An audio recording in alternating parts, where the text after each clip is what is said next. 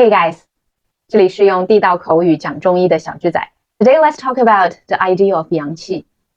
What is 阳气 and how we Chinese people can properly describe it in English? I've been thinking about this question for a couple of days. And now, in my opinion, 阳气 is not a measurable thing in our body. It is a concept. I think it is most clearly embodied in the idea of vitality. Vitality is something we can observe, but we can't quite quantify.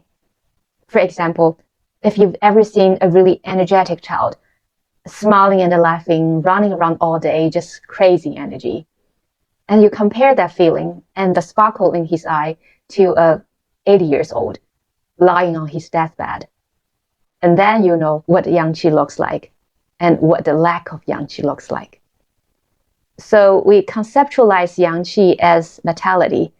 It is not something we can put in a bottle, and it is not something a medication will increase. Moreover, we can also describe yang qi as immune system strength.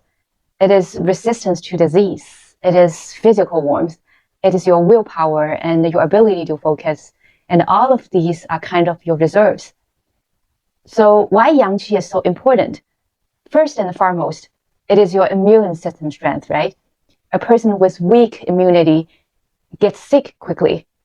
When they do get sick, they're more likely to have chronic and lingering symptoms for years and not to develop a strong and accurate response and then get resolved quickly. So when people have weak yang qi, they are really predisposed to chronic symptoms in general. They tend to have weak digestion. They tend to run cold and then to have issues with their menstrual cycle, something like that.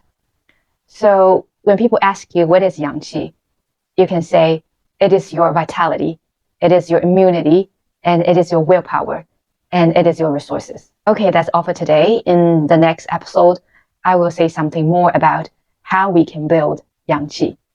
See you next time. Bye.